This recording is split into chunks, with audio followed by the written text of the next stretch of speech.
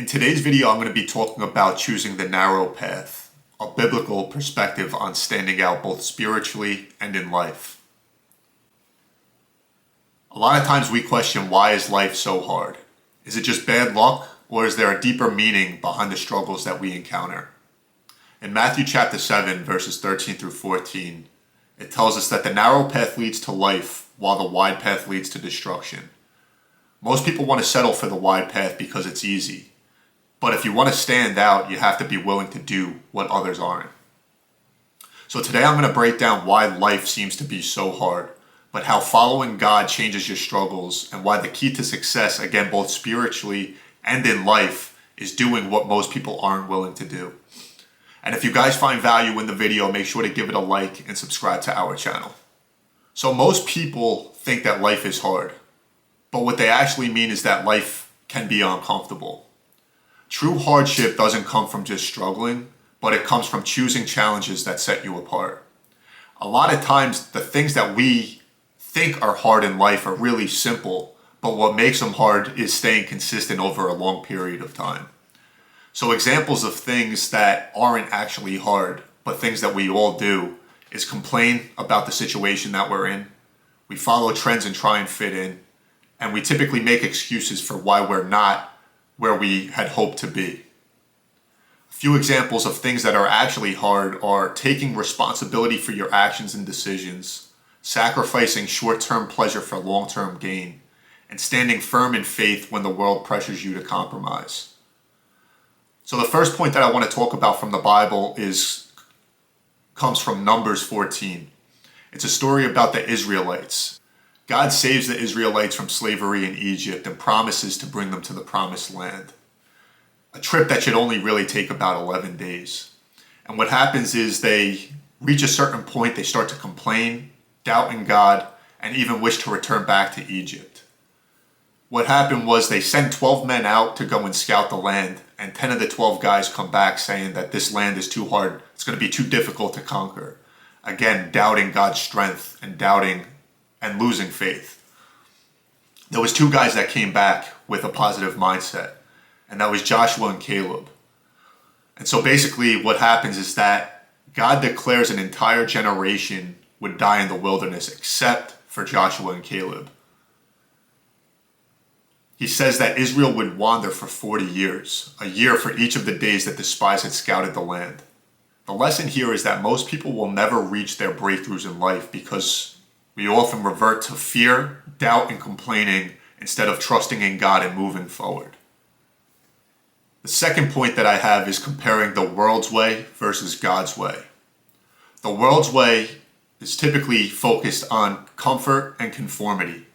Most people, again, are going to chase what's easy in life: pleasure, validation, and shortcuts. And the example that I'll use here comes from Genesis 11 in the Tower of Babel. What happens here is that after the flood, this group of people come together, they all speak one language, and they're all happy and excited because they overcame an obstacle in their life. They forget about God and start focusing on themselves. Here their goal wasn't to seek God's presence, but to exalt themselves and remain united on their own terms. God saw their pride and self-reliance, so he confused their language, and they basically were all scattered across the world. And what we see happen is that their plan fails.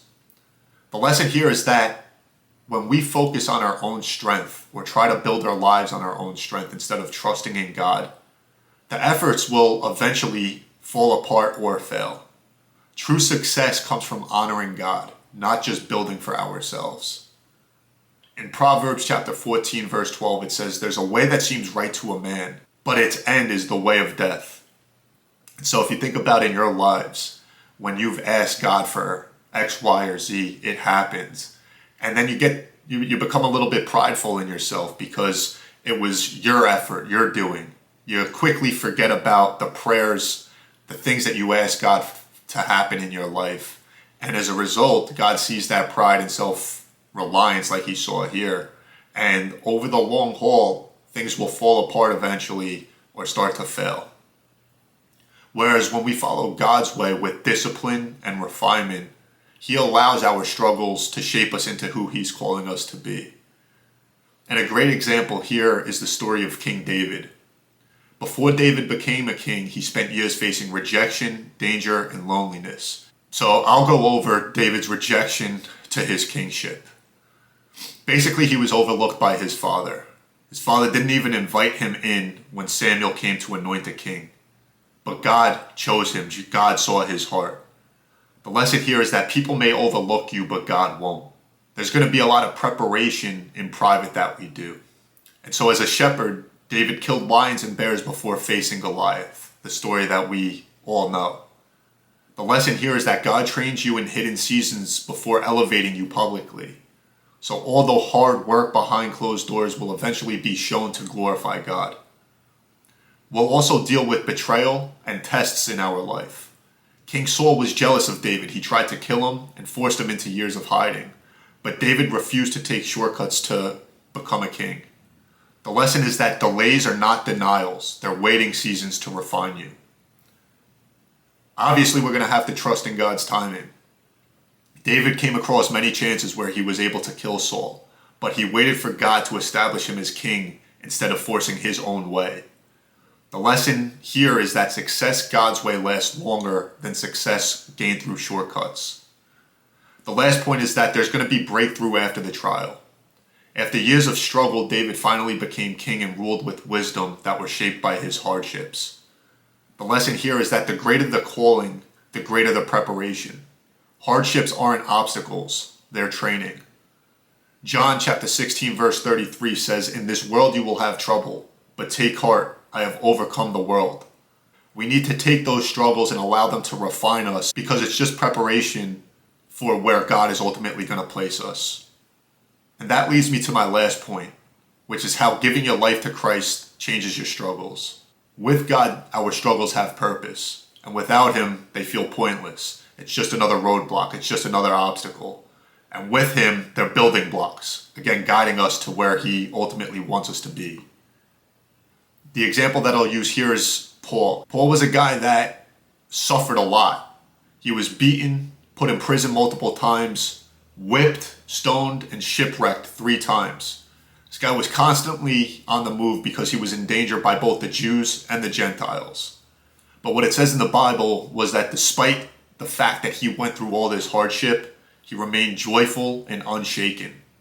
In Romans chapter 8 verse 18, he tells us, "I consider that our present sufferings are not worth comparing with the glory that will be revealed in us." The last point that I have is that when you go through hardships in life, it doesn't mean that God isn't with you. It just means that He's preparing you for something greater. Paul endured through all these tough times, these struggles, because he understood that these temporary struggles were nothing compared to the eternal reward. And so the bottom line is that when you give your life to Christ, He's not going to remove struggles from your life. He's just going to give those struggles meaning. And through these stories that I explain, the world's way versus God's way, we see those that chose God's way endured through His strength, had faith in God, and remained consistent even through all these tough times and through the adversity. And we need to do the same. Stay focused, remain consistent, and trust in God. I hope that you guys found value in today's video. Again, if you did, make sure to give it a thumbs up, subscribe to our channel, leave a comment. Would love to hear any feedback that you guys have. Thanks again for watching. We appreciate your time.